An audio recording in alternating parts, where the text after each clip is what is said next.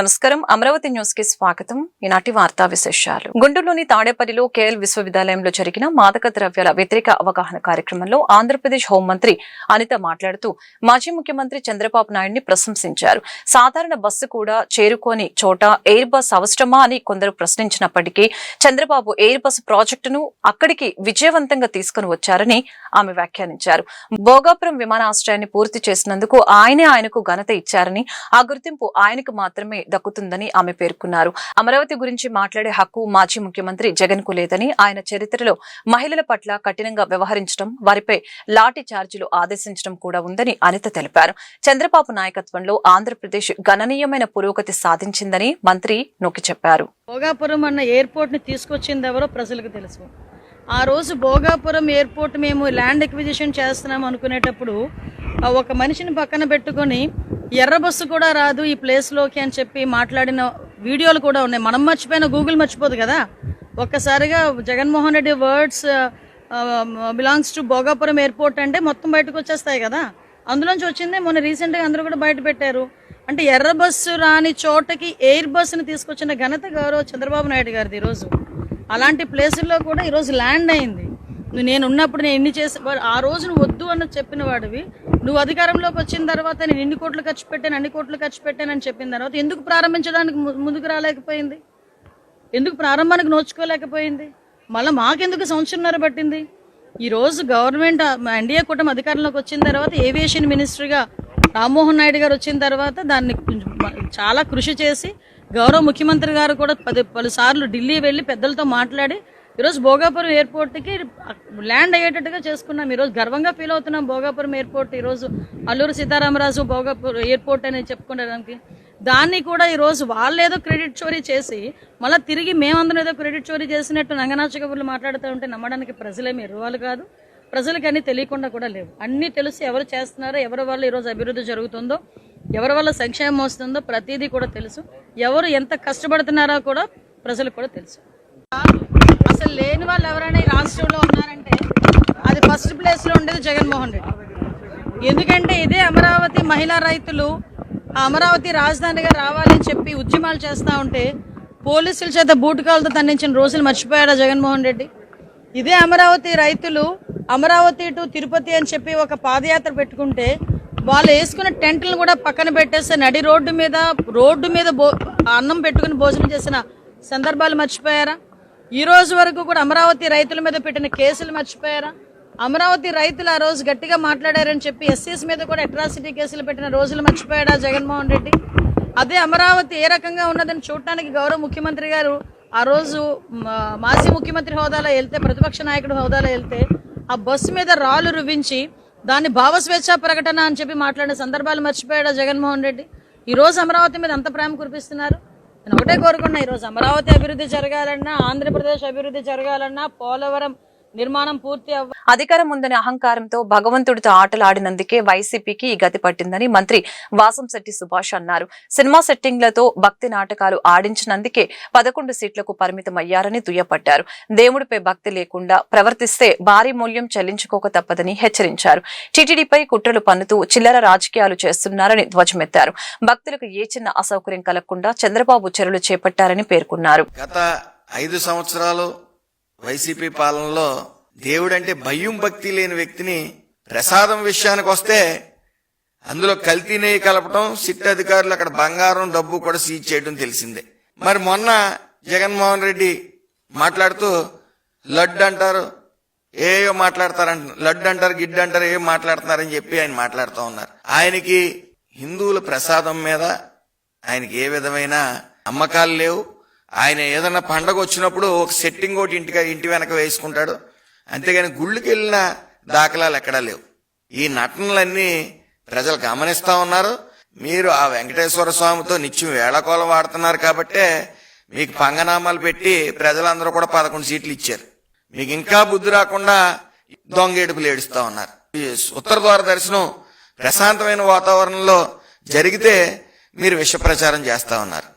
ఇవన్నీ కూడా మీ చిల్లర రాజకీయాలకి దేవుడిని అడ్డు పెట్టుకోవటం అనేది అత్యంత సిగ్గుపడవలసిన పరిస్థితి.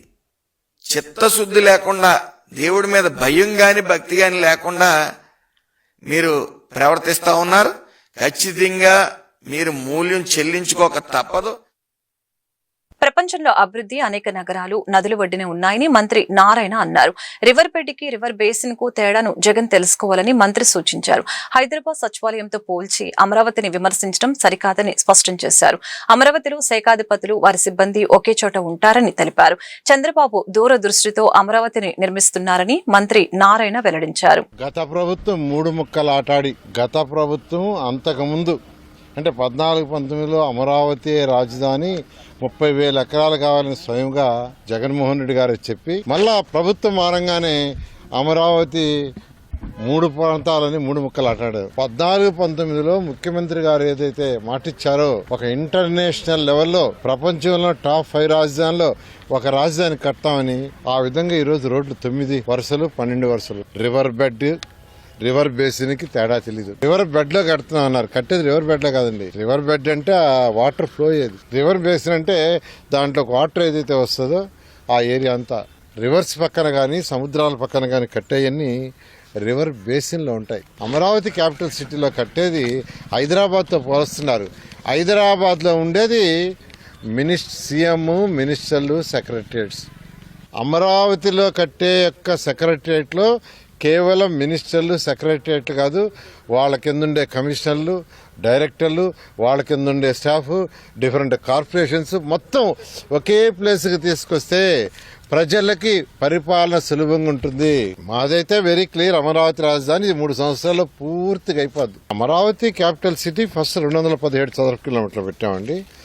దానికి యాక్చువల్గా ఏంటంటే ఏదైతే ఇంటర్నేషనల్ స్పోర్ట్స్ సిటీ కావచ్చు, ఇంటర్నేషనల్ ఎయిర్పోర్ట్ కావచ్చు, తర్వాత స్మార్ట్ ఇండస్ట్రీస్ కావచ్చు, వాటి కోసం తీసుకునే ఏరియాతో క్యాపిటల్ సిటీ. మానవతా దృక్పథంతో వైద్యులు ప్రజాసేవ చేయాలని డిప్యూటీ సీఎం పవన్ కళ్యాణ్ సూచించారు. డాక్టర్లు ఎంత బిజీగా ఉన్నా నెలలో ఒకసారైనా గిరిజన ప్రాంతాలు, పల్లెలకు వెళ్లి పేదలకు వైద్య సేవలు అందించాలని కోరారు. చదువుకున్న వాళ్లంతా కులమతాలకు అతీతంగా ఆలోచించాలని తెలిపారు. కాకినాడ రంగరాయ్ వైద్య కళాశాల పూర్వ విద్యార్థుల సమ్మేళనానికి పవన్ ముఖ్య అతిథిగా హాజరయ్యారు. రామ్ కోసలో ఆధునీకరణ పనులకు శంకుస్థాపన చేసిన అనంతరం వైద్యులతో ముఖాముఖి నిర్వహించారు. కళాశాల అభివృద్ధికి పూర్వ విద్యార్థులు ఎంతో కృషి చేస్తున్నారంటూ పవన్ ప్రశంసలు కురిపించారు. మెడికల్ కాలేజ్ కాకినాడకి ఒక మూల స్తంభం, ఒక ల్యాండ్ మార్క్ అండ్ గర్వకారణం. ఈ క్యాంపస్ నుంచి బయటికి వెళ్లే ప్రతి విద్యార్థి నుంచి డాక్టర్గా మాత్రమే కాదు, మంచి మనిషిగా కూడా నిలవాలన్నదే ఈ కళాశాల తాలూకు మూల లక్ష్యం. ఎక్కడో చదువుకొని వెళ్ళిపోయి తిరిగి మా కాలేజీకి మేము ఏం చేసుకోవాలి అన్న ఉద్దేశంతో ఇక్కడికి రంగరాయ కాలేజ్ ఫార్మర్ స్టూడెంట్స్ అందరూ, పూర్వ విద్యార్థులందరూ ఈరోజు మన ముందుకొచ్చి 10,11 లక్షల వ్యయంతో నిర్మించబోయే ఈ భవనంలో బయోకెమిస్ట్రీ విభాగం, పరిపాలనా కార్యాలయాలు, లెక్చర్ హాళ్లు, నర్సింగ్ ల్యాబ్స్ వంటి ఆధునిక సదుపాయాల్లోనే ఏర్పాటు చేస్తున్నారంటే వాళ్ళ కమిట్మెంట్ వాళ్ళ కోసం కాదు, మేము చదువుకొని వెళ్ళిపోయాం, భావితరాలకి మేము చెయ్యాలి ఏదో ఒకటి అని చెప్పేసి. సో అది మీకోసం చేస్తున్నట్టు, అది మీ భవిష్యత్తు కోసం చేస్తున్నారు. అంటే మిమ్మల్ని చూడగానే ప్రతి ఒక్కరికి రంగరాయ అంటే ఒక వన్స్ రంగరాయన్ ఎప్పటికీ రంగరాయన్ అనడానికి ఎంత గర్వం, ఎంత తమిళ్లో రొమ్మ పెరుమయ సుల్లువాంగ అంటే చాలా గర్వంగా చెప్పుకుంటారు. అండ్ అలాంటిది ప్రతి కాలేజీ కనుక ఇలాంటి పూర్వ విద్యార్థులు కనుక చేస్తే ఏ కాలేజీలు కూడా ప్రైవేట్ పరం చేయాల్సిన అవసరం రాదు. మీ కృషి రాబోయే తరాలకి స్ఫూర్తిగా నిలుస్తుంది.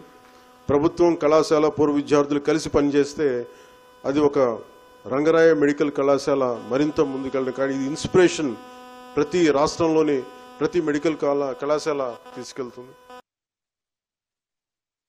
ఈ రాంకోసా బృందానికి ఒక విజ్ఞప్తి, గ్రామీణ ముఖ్యంగా గిరిజన ప్రాంతాల్లో స్పెషలిస్టుల వైద్యులు కొడుతుంది.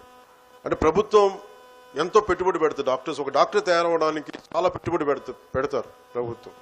నేను కూడా పాలిటిక్స్ రావడానికి అగైన్ సరదాగా I felt it is my social commitment, I felt it is my social responsibility, it is my way of saying that I'll stand for future generations. ఎందుకంటే భగవంతుడు మనకి పేరిచ్చి ప్రఖ్యాతులు ఇచ్చి డబ్బు ఇచ్చిన తర్వాత ధైర్యం లేకపోతే, కమిట్మెంట్ లేకపోతే ముందుకెళ్ళాం. సో పూర్వ విద్యార్థులు ఇలాంటి పెద్దలందరినీ చూసి నేను కూడా మనం ఏం చేయగలం అనుకున్నాను. సో నేను కోరుకుంటుంది ప్రభుత్వ కళాశాల చదువుకున్న డాక్టర్స్ అందరికీ కూడా ప్రత్యేకించి, it's not just about Kakinada Rangaraya college, వైద్యులుగా మీరు వన్స్ గ్రాడ్యుయేట్ అయ్యి మీరు ఎంత బిజీ అయినప్పటికీ కూడా కనీసం నెలలో మన దేశం కోసం ఒక్కరోజైనా సరే గ్రామీణ గిరిజన ప్రాంతాలకు వెళ్ళి ఎవరికైతే వైద్యం అందదో వారికి వైద్య సేవలు అవగాహన శిబిరాలు నిర్వహించాలని నేను మనస్ఫూర్తిగా అభ్యర్థిస్తున్నాను. నేను మొన్న మధ్యన అరకు పర్యటనకి వెళ్ళినప్పుడు అక్కడ మహిళలు వాళ్ళు కూర్చొని అడిగింది, మాకు సికిల్ సెల్ ఎనీమియాతో బాధపడతామని గమనించాం. జగన్ రాష్ట్ర ప్రయోజనాలని కూటమి ప్రభుత్వం ఎలా దెబ్బతీస్తుందనేది వైసీపీ స్టేట్ కోఆర్డినేటర్ సజ్జల రామకృష్ణారెడ్డి వివరించారు. చంద్రబాబు రాయలసీమ ప్రజల ఊసురు పోసుకుంటున్నారని అన్నారు. తెలంగాణ అసెంబ్లీలో రేవంత్ రెడ్డి మాట్లాడిన మాటలకు చంద్రబాబు వద్ద సమాధానం లేదు. జగన్ అమరావతిపై పలు ప్రశ్నలు సంధించారు. రాజధాని నిర్మాణం కోసం తొలి దశ 50,000 ఎకరాలు ఇచ్చిన రైతులకు ఏమీ చేయలేదు. ముందు హామీ ఇచ్చిన రైతులకు ఏమీ చేయకుండా రెండవ దశకు వెళ్లటం తప్పు కదా అని ప్రశ్నించారు. రైతులకు ఇస్తున్న రిటర్న్ ప్లాట్స్ కి కనీసం మౌలిక సదుపాయాలు కల్పన లేదని సజ్జల అన్నారు. నాయుడు గారు ఈ రాజధాని అన్నప్పుడు అయ్యా నువ్వు ఈ రైతులది కాదు, డబ్బులు ఖర్చు పెట్టి కాదు, రాష్ట్రం పరిస్థితి ఇదిగా ఉన్నప్పుడు ఏరియా ఎక్కడ అంటే ఫైనాన్షియల్ బర్డన్ లేకుండా 20-30,000 ఎకరాలు తీసుకోండి. లేని పక్షంలో న్యాచురల్ ఆర్గానిక్ గా పెరగడానికి వీలుగా చేయండి. అసలు ప్రతిపక్షం చెప్పాల్సిన అవసరం చంద్రబాబు నాయుడు ఆలోచించుకోవాలా. 10 ఏళ్ళు హైదరాబాద్ చేసినట్టుగా నువ్వు తప్పుడు పనికి ఆ ఓటుకు కోట్లుగా అడ్డంగా దొరికి ఇప్పుడున్న ముఖ్యమంత్రి రేవంత్ రెడ్డి క్యాష్ బ్యాక్ తీసుకెళ్లి ఆ రోజు అక్కడ ఇస్తూ దొరికిపోతే వాళ్ళు కేసు పెడితే రాత్రి సర్దుకొని వచ్చి ఇక్కడికి వచ్చేసి అంతే హడావుడిగా మూడు చోట్ల అటు ఇటుని ఆఖరికి తెచ్చి నో మ్యాన్స్ ల్యాండ్ లాగా ఎవరు లేని చోట ఇక్కడికి వచ్చి దించారు. ఆ రోజు పెట్టిండొచ్చు కాదల్లా. అప్పుడు జగన్మోహన్ రెడ్డి గారు రాగానే అప్పుడున్న పరిస్థితిలో అక్కడికి సంబంధించినంత వరకు ఆల్టర్నేటివ్ రీజనల్ డెవలప్మెంట్ లో గ్రోత్ డ్రైవర్ గా వైజాగ్ పనిచేస్తుంది కాబట్టి సీట్ ఆఫ్ ది గవర్నమెంట్ అంటే హెడ్ ఆఫ్ ది గవర్నమెంట్ అందరు అక్కడ ఉంటే మోర్ ఫోకస్డ్ గా ఇది అవుతుంది. ఫాస్ట్ గా మిగిలిన దీటైన నగరంగా పెరుగుతుంది. ఇంటర్నేషనల్ గా కూడా గ్లోబల్ సిటీగా డెవలప్ అవడానికి వైజాగ్ ఉన్న దీనివల్ల అనేది ప్లాన్ చేసి నువ్వు కూడా అదే చేస్తున్నావు. ఈ రోజు జగన్మోహన్ రెడ్డి గారు అంటున్నది ఒకటే, ఇది ఎక్కడి నుంచి మొదలైంది? చంద్రబాబు నాయుడు గారు ఈ రాజధాని అన్నప్పుడు అయ్యా నువ్వు ఈ రైతులది కాదు, డబ్బులు ఖర్చు పెట్టి కాదు, రాష్ట్రం పరిస్థితి ఇదిగా ఉన్నప్పుడు ఏరియా ఎక్కడ అంటే ఫైనాన్షియల్ బర్డన్ లేకుండా 20-30,000 ఎకరాలు తీసుకోండి. లేని పక్షంలో న్యాచురల్ ఆర్గానిక్ గా పెరగడానికి వీలుగా చేయండి. అసలు ప్రతిపక్షం చెప్పాల్సిన అవసరం చంద్రబాబు నాయుడు ఆలోచించుకోవాలా. 10 ఏళ్ళు హైదరాబాద్ చేసినట్టుగా నువ్వు తప్పుడు పనికి ఆ ఓటుకు కోట్లుగా అడ్డంగా దొరికి ఇప్పుడున్న ముఖ్యమంత్రి రేవంత్ రెడ్డి క్యాష్ బ్యాక్ తీసుకెళ్లి ఆ రోజు అక్కడ ఇస్తూ దొరికిపోతే వాళ్ళు కేసు పెడితే రాత్రి సర్దుకొని వచ్చి ఇక్కడికి వచ్చేసి అంతే హడావుడిగా మూడు చోట్ల అటు ఇటుని ఆఖరికి తెచ్చి నో మ్యాన్స్ ల్యాండ్ లాగా ఎవరు లేని చోట ఇక్కడికి వచ్చి దించారు. ఆ రోజు పెట్టిండొచ్చు కాదల్లా. ఏపీ ముఖ్యమంత్రి చంద్రబాబుకు ఏ సమస్య వచ్చినా వైఎస్ఆర్సీపీ వైఎస్ జగన్ మీదనే విష ప్రచారం చేయడం అలవాటుగా మారిపోయిందని ఆగ్రహం వ్యక్తం చేశారు వైఎస్ఆర్సీపీ అధికార ప్రతినిధి కారుమూరి వెంకటరెడ్డి. రాష్ట్రంలో గత 19 నెలలుగా జరుగుతున్న అపచారాలపై విచారణ చేపట్టాలని డిమాండ్ చేశారు. వైఎస్ఆర్సీపీ అధికార ప్రతినిధి కారుమూరి వెంకటరెడ్డి మాట్లాడుతూ పరమ పవిత్రంగా భావించే దేవాదాయ శాఖకు సంబంధించిన భూములు టీడీపీ వాళ్లకు పందెరం చేసే కుట్రలకు తెరతీశారు. రాష్ట్రంలో 4.67 లక్షల ఎకరాలు ఉన్న దేవాదాయ శాఖ భూములను అప్పనంగా దోచిపెట్టేందుకు కేబినెట్ లో తీర్మానం చేశారు. 3,000 కోట్ల మార్కెట్ విలువ ఉన్న టీటీడీ స్థలాన్ని కారు చౌకగా 25 కోట్లకు కట్టపెట్టారు. తిరుమల ఆలయ ఆస్తిని ప్రైవేటు వ్యక్తులకు ఇస్తున్నారు. వైఎస్ఆర్ కాంగ్రెస్ పార్టీ తరఫున మీ అందరికీ అడ్వాన్స్ గా సంక్రాంతి శుభాకాంక్షలు. నిజంగా ఈ రోజు ప్రెస్ మీట్ ఒక బాధాకరమైనటువంటి ప్రెస్ మీట్ గా మనం భావించాలి. మనం పరమ పవిత్రంగా భావించేటటువంటి దేవాదాయ శాఖకు సంబంధించినటువంటి భూముల్ని ఓ పక్క తెలుగుదేశం పార్టీ వాళ్ళకి దోచిపెట్టేటటువంటి కార్యక్రమం ఏ విధంగా తెరలేపారనే దానికి సంబంధించి నిన్న వాళ్ళు రిలీజ్ చేసినటువంటి జియో నెంబర్ 15ను చూస్తే అత్యంత దారుణంగా దేవాదాయ శాఖకు సంబంధించినటువంటి వ్యవసాయేతర భూములు ఏదైతే ఉంటాయో ఆ భూములంటే దేవాదాయ శాఖ పరిధిలో వివిధ ఆలయాలు కావచ్చు, మఠాలు కావచ్చు, సత్రాలు కావచ్చు, లేదంటే ఇతర ధార్మిక సంస్థల పేర్లతో ఉన్నటువంటి వేలాది ఎకరాల భూముల్ని ఏదైతే వాళ్ళకి సంబంధించినటువంటి వాళ్ళు ఎవరైతే వాళ్ళకి కావాల్సినటువంటి వ్యక్తులకి కావాల్సినంత రేటుకి ఇచ్చేటటువంటి కార్యక్రమానికి నిన్న ఆంధ్రప్రదేశ్ రాష్ట్ర ప్రభుత్వం తెరలేపింది, చంద్రబాబు నాయుడు గారి కూటమి ప్రభుత్వం. అంతకుముందు ఎప్పుడైనా సరే దేవాదాయ శాఖకు సంబంధించినటువంటి వ్యవసాయేతర భూములు ఏదున్నా కూడా అంతకుముందు జియో నెంబర్ 426 ప్రకారం ఆ భూముల్ని వేలం ద్వారా మాత్రమే దక్కించుకోవాలంటే ఎవరైతే వేలంలో పార్టిసిపేట్ చేస్తారో ఆ పార్టిసిపేట్ చేసి దానికి ఒక ధర నిర్ణయిస్తారు. ఆ ధర ప్రకారమే ఏదైతే ఆ భూములు అనే దానికి లీజ్ ఇవ్వాలి. కానీ ఇప్పుడు ఒక సింగిల్ దరఖాస్తు ఎవరు చేసుకున్నా అక్కడ ఉన్నటువంటి అధికారులు వాళ్ళకి నచ్చినటువంటి రేటుకి నచ్చినటువంటి వ్యక్తులకి కట్టబెట్టేటటువంటి కార్యక్రమానికి నిన్న తెరలేపారు. అది కూడా సాక్షాత్తుగా మన క్యాబినెట్లో తీసుకున్నటువంటి నిర్ణయం. ఆ క్యాబినెట్లో మన సనాతన డ్రామా ఆర్టిస్టు క్యాబినెట్ మంత్రిగా ఉన్నప్పుడు తీసుకున్నటువంటి నిర్ణయం. ఏంటిది అని అంటే, దేవాదాయ శాఖ ఆధ్వర్యంలో ఏదైతే మఠాలు కానీ సత్రాలు కానీ ఆలయాలకు సంబంధించినటువంటి భూములు ఆంధ్రప్రదేశ్ రాష్ట్ర వ్యాప్తంగా 4,67,000 ఎకరాలు ఉన్నాయి. 4,67,000 ఎకరాలు. దాంట్లో ఏదైతే పట్టణ ప్రాంతాల్లో అత్యంత ఖరీదైనటువంటి, అంటే దాదాపు ఎకరం 20 కోట్లు 30 కోట్లు చేసేటటువంటి భూములు కూడా ఉన్నాయి. దాంట్లో 4,244 ఎకరాలు. దీన్ని అప్పనంగా వాళ్ళకి సంబంధించినటువంటి వాళ్ళకి దోచిపెట్టేటటువంటి కార్యక్రమం. దానిలో 4,244 ఎకరాలంటే 2,05,40,960 చదరపు అడుగుల స్థలాలు. దీంట్లో 1,55,00,000 చదరపు అడుగుల స్థలాలు ఖాళీ స్థలాలు, 50,000 చదరపు అడుగులు ఆల్రెడీ బిల్డింగ్స్ రూపంలో ఉన్నాయి. వీటన్నిటినీ ఏదైతే వాళ్ళకి సంబంధించినటువంటి 2 గంజాయి కేసుల్లో 11 మంది నిందితుల్ని గుంటూరు పోలీసులు అరెస్టు చేశారు. వారి నుంచి 4.4 కేజీల గంజాయి స్వాధీనం చేసుకున్నామని గుంటూరు జిల్లా ఎస్పీ వకుల్ జిందాల్ తెలిపారు. శనివారం గుంటూరు జిల్లా ఎస్పీ కార్యాలయంలో ఏర్పాటు చేసిన మీడియా సమావేశంలో నిందితుల్ని స్వాధీనం చేసుకున్న గంజాయిని హాజరుపరిచారు. ఈ సందర్భంగా కేసుకు సంబంధించిన వివరాలను ఆయన వెల్లడించారు. గంజాయి రహిత జిల్లాగా గుంటూరును మార్చే క్రమంలో పాత నేరస్తులపై నిఘా పెట్టామని, తద్వారా సత్ఫలితాలు సాధిస్తున్నామని పేర్కొన్నారు. గంజాయిపై ఉక్కుపాదం మోపుతున్నామని, గంజాయిని విక్రయించిన సేవించిన కేసులు తప్పవని హెచ్చరించారు. జరుగుతా ఉంది. సో గాంజా ఎవరెవరు అమ్ముతున్నారు, ఎవరెవరు కన్జ్యూమ్ చేస్తున్నారు, ఎవరెవరు తీసుకువస్తున్నారు అన్ని దాని మీద పూర్తిగా ఇన్ఫర్మేషన్ కలెక్ట్ చేసి 1 by 1 అందరినీ అరెస్ట్ చేయడం జరుగుతూ ఉంది. అందరినీ లోపలికి పంపించడం జరుగుతూ ఉంది. అదే క్రమంలో నగరంపాలెం పోలీస్ స్టేషన్లో నిన్న 2 కేసులు నమోదు అయ్యాయి. సో ఒకటి క్రైమ్ నెంబర్ 10/25లో 1.2 kgs గాంజా 6 దగ్గర నుంచి సీజ్ చేయడం జరిగింది. దాంట్లో మెయిన్ ముద్దాయి హేమా సాయి చంద్ అలియాస్ చందు, అతను గుమ్మా సాయి అనే అతని దగ్గర నుంచి గంజాయి అమ్మడానికి తీసుకున్నాడు. ఆ గుమ్మా సాయి అనే అతను ఆల్రెడీ వేరే కేసులో గంజాయి కేసులో రిమాండ్లో ఉన్నాడు. ఆ గుమ్మా సాయి అనే అతను ఒడిశా నుంచి గాంజా తీసుకురావడం జరిగింది. నిన్న ఈ హేమ సాయి చంద్ ఈ గాంజా అమ్మేటప్పుడు మన వాళ్ళు రేడ్ చేసి వాళ్ళని పట్టుకోవడం జరిగింది. ఈ కేసులో మొత్తం 8 మంది అక్యూజ్డ్, దాంట్లో 6 అరెస్ట్ చేయడం జరిగింది. ఇంకా 2 అరెస్ట్ చేయాల్సి ఉంది. అదేవిధంగా క్రైమ్ నెంబర్ 10/25 ఈ కేసులో 3.2 kgs గాంజా సీజ్ చేయడం జరిగింది. దీంట్లో మొత్తం 11 మంది ముద్దాయిలు, దాంట్లో 5 మందిని నిన్న అరెస్ట్ చేయడం జరిగింది. దాంట్లో ముద్దాయిలు ఇంతకు ముందు కూడా NDPS కేసెస్ ఉన్నవాళ్ళు. 5 మందిలో A1 పాలేటి సల్మాన్ రాజు, ఇతని మీద ఆల్రెడీ ఎక్సైజ్ PS లో గాంజా కేసు ఉంది. A2 హేమంత్ రాజు, అతని మీద పెదకకాని PS లో గాంజా కేసు ఉంది. శుంకర వంశీకృష్ణ, అతని మీద నగరంపాలెం పోలీస్ స్టేషన్లోనే ఇంతకు ముందు గాంజా కేసు ఉంది.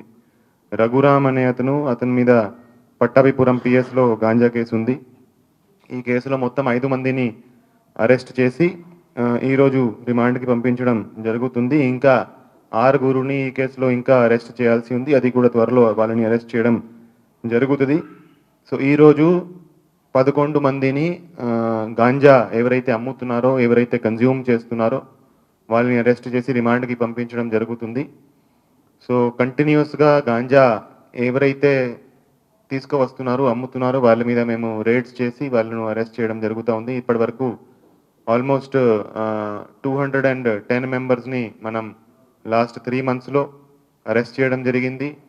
45 కేసెస్ గాంజా కేసెస్ నమోదు చేయడం జరిగింది. ఆల్మోస్ట్ అమెరికా అధ్యక్షుడు ట్రంప్ దూకుడుని ప్రపంచ శాంతికి ముప్పు వాటిల్లే ప్రమాదం ఉందని సిపిఐ జాతీయ సమితి సభ్యులు ముప్పాల నాగేశ్వరరావు, సిపిఐ రాష్ట్ర కార్యదర్శి వర్గ సభ్యులు జంగల అజయ్ కుమార్ ఆందోళన వ్యక్తం చేశారు.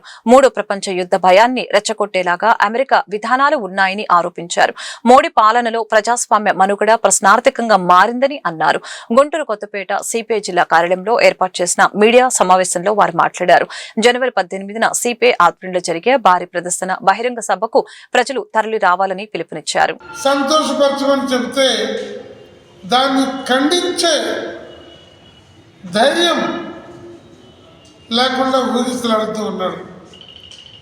ఇవాళ రష్యా అయినా, చైనా అయినా, ఇండియా అయినా ప్రపంచ దేశాలన్నీ ఏకతాటి మీదకి వచ్చి ఐక్యరాజ్య సమితి నియమ నిబంధనల్ని అమలు జరుపుకునేటువంటి పద్ధతుల్లో అంతర్జాతీయ సౌభ్రాతృత్వాన్ని కొనసాగించే పద్ధతుల్లో ఆయా దేశాల సార్వభౌమత్వాన్ని గౌరవించుకునేటువంటి పద్ధతుల్లో ట్రంప్ను అణచాలి. అందుకు ప్రపంచం అంతా ఐక్యం కావాల్సినటువంటి పరిస్థితి. రెండో అంశం, భారతదేశంలో ప్రజాస్వామ్యం మనగలుగుతుందా? మోడీ ఈ దేశంలో ఒక నియంతగా మారేదాన్ని మనం అనుమతించాలా?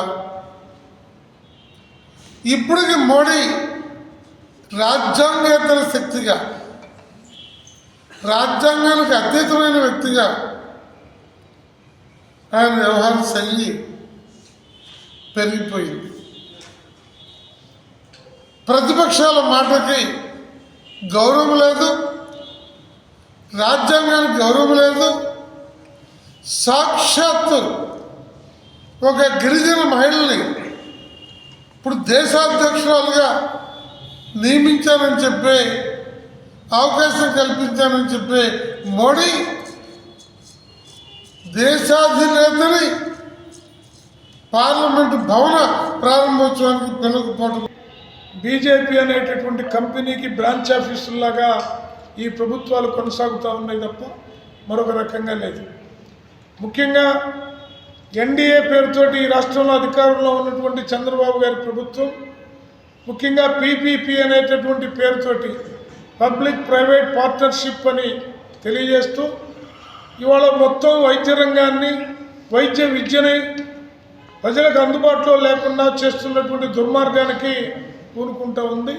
దీనికి నరేంద్ర మోడీ డైరెక్టర్, చంద్రబాబు గారు యాక్టర్గా దీన్ని మనం చూడాల్సిన అవసరం ఏర్పడుతూ ఉంది.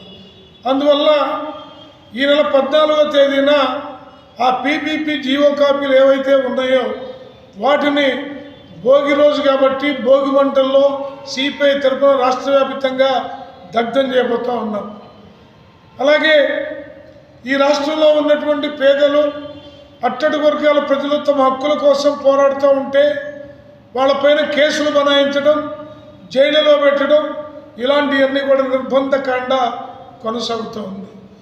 ఈ నిర్బంధకాండకు వ్యతిరేకంగా ఈ నెల 18వ తేదీ ఖమ్మంలో జరిగే భారీ బహిరంగ సభ తర్వాత శతవసంతాల ముగింపు సభ 100 సంవత్సరాలు అయిన సందర్భంగా డిసెంబర్ 26న మరి 100 సంవత్సరాలు అయిపోయి 101వ సంవత్సరాలకి అడుగు పెడతా ఉన్నాం.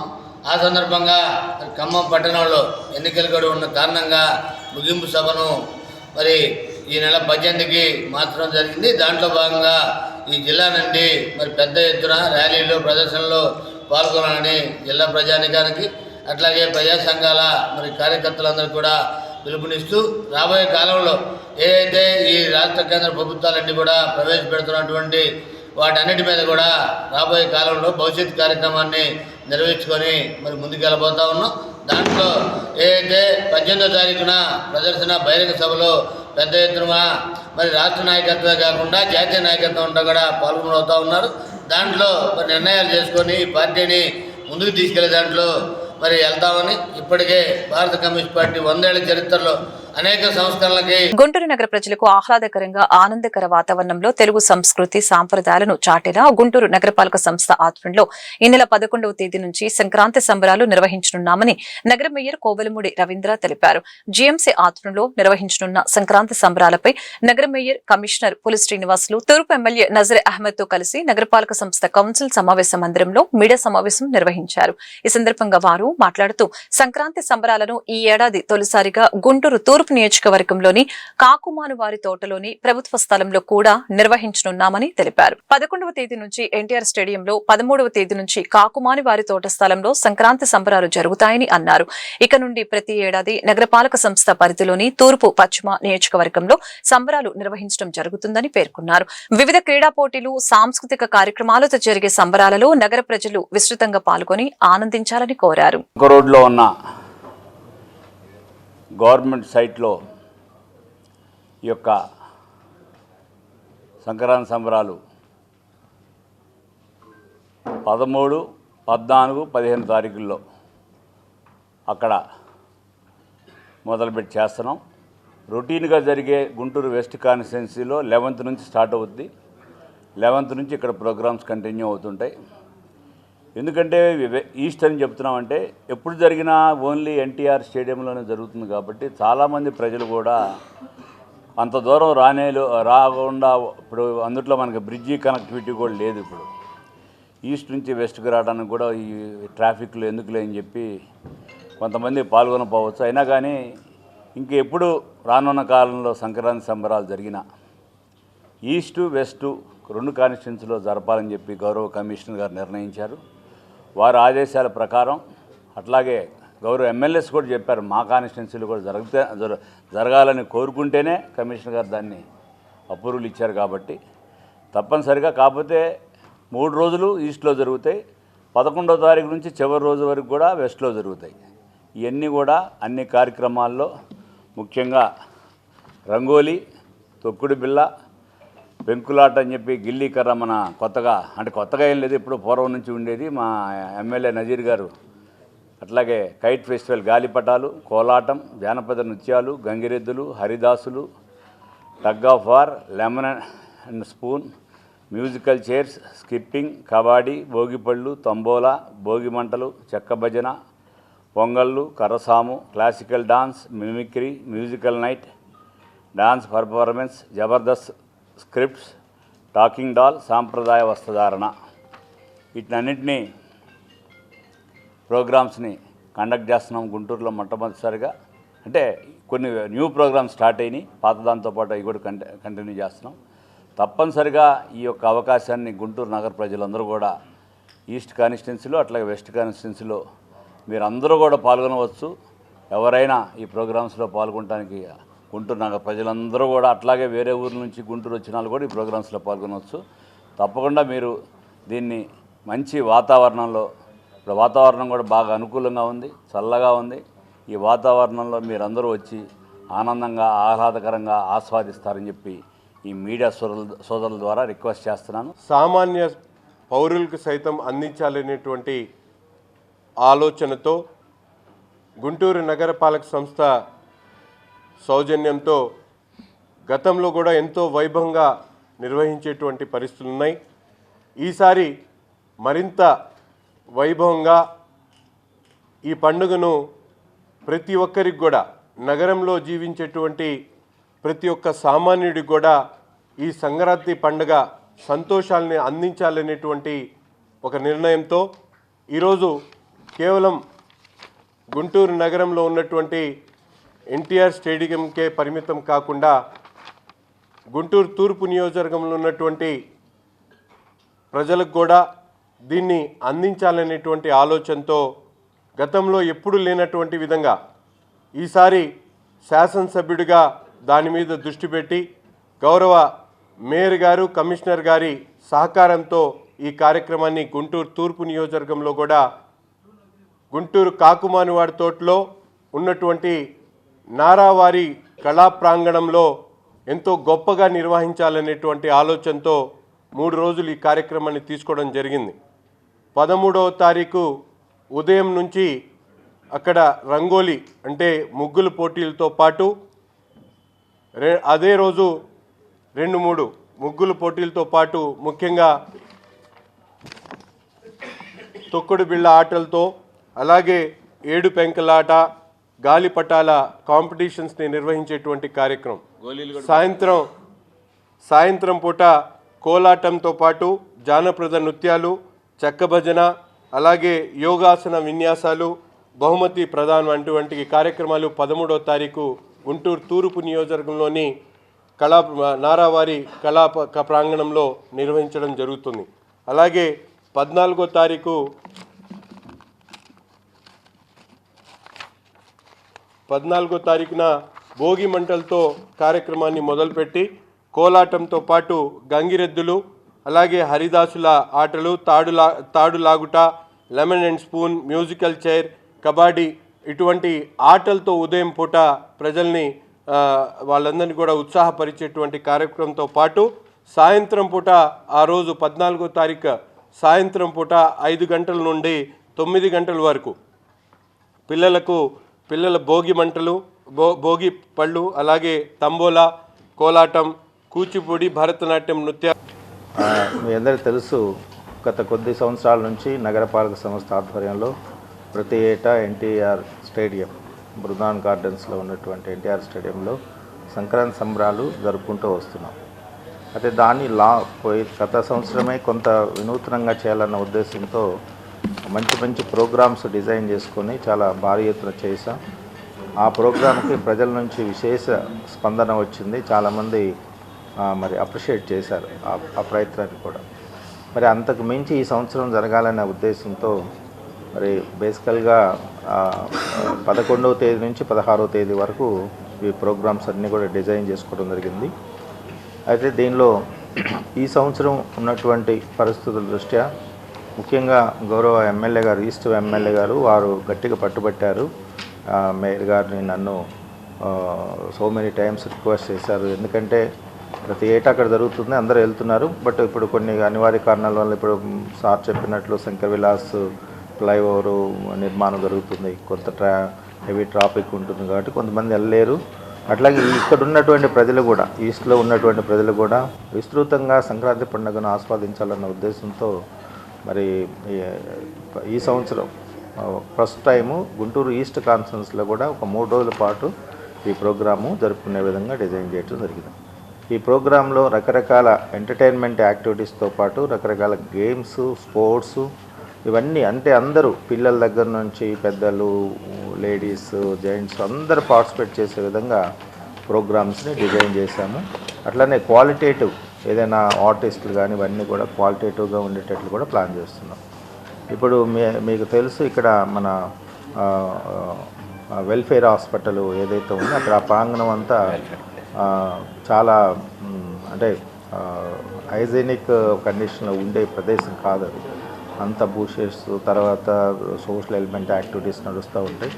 ఇప్పుడు నిన్న సాయంత్రం వెళ్ళి చూశాను, మా వాళ్ళు వర్క్ స్టార్ట్ చేసి అంతా చేసి క్లియర్ చేసి చూస్తే అక్కడికి వెళ్ళిన తర్వాత అక్కడ ఒక 10 మంది ఉన్నారు. నేను వెళ్ళినప్పుడు వాళ్ళు అసలు ఎంత ఆనందాన్ని అనుభవిస్తున్నారంటే ఎప్పుడు చూడని ఎన్నో సంవత్సరాల నుంచి వాళ్ళు అడుగుతున్నారు. డిమాండ్ ప్రధానంగా ఇదంతా క్లియర్ చేయించండి, రకరకాలుగా ఇబ్బంది పడుతున్నాం, పాములు వస్తున్నాయి, అది వస్తున్నాయి, ఇది వస్తున్నాయి అని చెప్పి.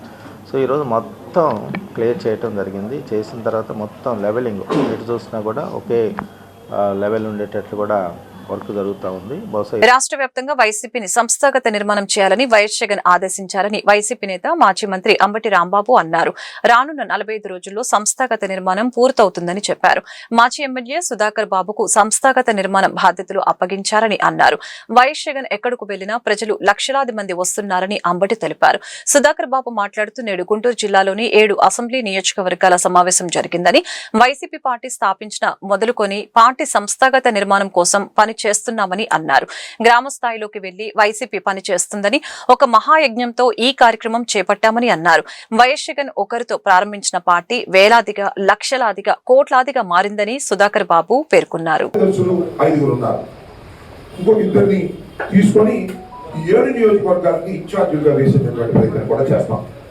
దాన్ని కూడా ఒక 5 నిమిషాల్లో ప్రకటించేటువంటి కార్యక్రమం చేస్తాం. ఈ విధంగా సంస్థాగతంగా బలోపేతం చేసేటటువంటి కార్యక్రమాన్ని ఇవాళ శ్రీకారం చుట్టడం జరిగింది. ఇంతకుముందు చెప్తున్నా కూడా ఫాలోఅప్ లేదు అనేటువంటి భావన ఉంది. అందువల్ల కొద్దిగా స్పీడప్ చేసే కార్యక్రమాన్ని చేసి సాధ్యమైనంత త్వరలో మొత్తం సంస్థాగతంగా ఏ ఒక్క పోస్టు ఖాళీ లేకోకుండా అంత డిజిటలైజ్ చేసి సెంట్రల్ కమిటీకి పంపించేటటువంటి ప్రయత్నం మనం చిత్తశుద్ధిగా చేయవలసిన అవసరం ఉందని ఈ సందర్భంగా తెలియపరుస్తూ ఉన్నాం. దానిలో మనం ఇవాళ ఇక్కడ సాయంత్రం నర్సాపేట ఈ 2 జిల్లాలు మరి సుధాకర్ బాబు వెళ్తున్నారు. ఇంకా కొన్ని చోట్ల కూడా జరుగుతూ ఉన్నట్టుగా ఉన్నాయి. దానికి పూర్తిగా ముఖ చిత్రం నాకు తెలియదు. కాబట్టి మన గుంటూరు జిల్లాని కాస్త స్పీడ్గా తీసుకువెళ్ళేదానికి ప్రయత్నం చేద్దాం. జిల్లా కమిటీలు అయితే అయిపోయినాయి, కానీ ఇంకా కొన్ని కమిటీలు అలా పెండింగ్. పార్లమెంటు పరిశీలకులు, పార్లమెంటు కోఆర్డినేటర్, రాష్ట్ర కార్యదర్శి సమన్వయం చేసేవాళ్ళు, రాష్ట్ర కార్యదర్శి పార్లమెంటుకు సంబంధించిన వారు, జిల్లా ఉపాధ్యక్షులు, అసెంబ్లీ ఎమ్మెల్యేలకి ఇన్ఛార్జ్, జిల్లా ప్రధాన కార్యదర్శులు, జిల్లా సంస్థాగత కార్యదర్శి, జిల్లా కార్యకలాపాల కార్యదర్శి, జిల్లా అనుబంధ విభాగాల అధ్యక్షులు, జిల్లా పార్టీ ఆఫీస్ మేనేజర్లు, జిల్లా మీడియా ఇన్ఛార్జి, పిఏసీ మెంబర్లు, సిఈసి మెంబర్లు, SEC members, state affiliated reason సంబంధించినటువంటి ఎవరైనా ఉంటే ప్రెసిడెంట్స్ వాళ్ళు. ఇది మొత్తంగా దీనిలో కూర్చోవలసిన వాళ్ళు. వీళ్ళు తప్ప మిగతా వాళ్ళైతే దయచేసి బయట వెయిట్ చేయండి. గుంటూరు జిల్లా కాంగ్రెస్ పార్టీ కార్యాలయంలో జరిగిన కార్యవర్గ సమావేశంలో ఏఐసీసీ సెక్రటరీ పాలక్ వర్మ ముఖ్య అతిథిగా పాల్గొన్నారు. నూతన డీసీసీ అధ్యక్షులు యన్నం సుధీర్ బాబా ఆధ్వర్యంలో జరిగిన సమావేశంలో వర్కింగ్ ప్రెసిడెంట్ మస్తాన్వలి, సీనియర్ నాయకులు లింగంశెట్టి ఈశ్వరరావు పాల్గొన్నారు. ఈ సందర్భంగా పాలక్ వర్మ మాట్లాడారు. పేద ప్రజలకు ఉపాధి కల్పించేందుకు 2005లో మహాత్మా గాంధీ జాతీయ గ్రామీణ ఉపాధి హామీ చట్టం అమల్లోకి వచ్చిందని ఈ సందర్భంగా తెలిపారు. చరిత్ర మూలాలను ఆర్ఎస్ఎస్ వాదులు తొలగించే ప్రయత్నం చేస్తున్నారని ఈ సందర్భంగా మండిపడ్డారు. కార్యక్రమంలో డాక్టర్ జాన్ బాబు, బిల్లా సునీల్, కరీం, మోషే తదితరులు పాల్గొన్నారు. మతం పేరు మీద విబిజి రామ్జీకి మహాత్మా గాంధీ గ్రామీణ ఉపాధి హామీ పథకానికి సంబంధం ఏంటి? అందుకోసం మీ ద్వారాగా ఈ రాష్ట్ర పంచాయతీరాజ్ శాఖ మంత్రి దీన్ని వెల్కమ్ చేశాడు. ఏం తెలుసని చెప్పి వెల్కమ్ చేశాడు. ఇవాళ 5 నెలల నుంచి డబ్బులు ఇవ్వట్లా. 5 నెలల నుంచి ఈ పథకం కింద పనిచేసిన కార్మికులకు డబ్బులు ఇవ్వాల. వాళ్ళు అడుగుతున్నారు, మీరు మా గ్రామాలకు రండి, మేము మీతో పాటు పనిచేయడానికి సిద్ధంగా ఉన్నారని చెప్తున్నారు. అది ఈ రోజు ఉన్నటువంటి పరిస్థితి. ఈ పథకం గురించి ఏఐసిసి సెక్రటరీ గారు, మన ఆంధ్ర రాష్ట్ర వ్యవహారాల ఇన్ఛార్జి ఎక్కడ అక్కడి నుంచి పెద్ద ఎత్తున పాల్గొని ఆ 700 జిల్లాల్లో కూడా ఈ కేంద్ర ప్రభుత్వం తీసుకున్న నిర్ణయాలు కానివ్వండి, ఈ ఉమ్మడి రాష్ట్ర ప్రభుత్వానికి కూడా ఎందుకు నోరు మెదపట్లేదు? జగన్మోహన్ రెడ్డి గారు మీరు ఎందుకు నోరు మెదపట్లేదు? ఎందుకు పవన్ కళ్యాణ్ గారు ఇప్పటికే 14 లక్షల మందిని మీరు కేవైసీ ద్వారాగా తీసేశారు? వాళ్ళ బతుకులు ఎక్కడికి పోతా ఉన్నాయి? ఎందుకు చంద్రబాబు నాయుడు గారు ప్రతి మంగళవారం వెళ్ళి కేంద్ర ప్రభుత్వం నుంచి అప్పు తెచ్చుకునేవాడి రేపు 40% ఎక్కడి నుంచి ఈ పథకానికి డబ్బులు ఇస్తావో అని కాంగ్రెస్ పార్టీ ప్రశ్నిస్తూ ఇక్కడ మరి ఉపవాస దీక్ష చేయబోతా ఉన్నాం. మీడియా మిత్రులు దీన్ని విస్తృతంగా ప్రచారం కల్పించాలనేటటువంటి ఉద్దేశంలో పాలక వర్మ గారు మాట్లాడారని చెప్పి. MNREGA was launched by Sonia ji and Manmohan Singh ji as right to work for the rural people, which protects the rights of the laborers of the village, and in turn they used to get 100 days of work minimum on the enhance of their demand. If they are demanding for work today, within 15 days the government was supposed to provide them work, and if any delay happens, the government was supposed to give them salaries, and the ratio was 100% skilled labor. Unskilled laborers wages were given by the central government, but VBG Ramji Act, as per that, the proportion of the payments will differ. It will be 60:40. The 40% of the ratio burden is increased to the state government, which was previously taken care in the Manrega by the central government. So what happens with this, when the burden of more 30% is given to the state, it cannot bear the cost of the upcoming demands. And previously it was demand-based supply, and now it will be decided by the central government. Mahatma Gandhi గారి వారి పేరుతో గ్రామాల్లో వలసలు వెళ్ళకుండా గ్రామీణకు మరి కరువు కాటప్పుడు వలసలు వెళ్ళకుండా సూసైడ్ చేసుకోకుండా నివారించడానికి వారి మనసుని ప్రపంచవ్యాప్తంగా ఎక్కడ లేని విధంగా మన్మోహన్ సింగ్ గారు, సోనియా గాంధీ గారి నేతృత్వంలో గ్రామీణ మహాత్మా గాంధీ గ్రామీణ ఉపాధి అని దాని అనంతపూర్లో మన రాష్ట్రంలోనే దాన్ని ప్రారంభం చేయడం జరిగింది. ఆ విధంగా కార్యక్రమం వల్ల అనేక రకాల ప్రయోజనం గ్రామాభివృద్ధికి మరి పునాదిగా ఉంది. దాని పేరు మార్చి రామోజీ పేరుతో పెట్టడం అనేది చాలా తప్పు.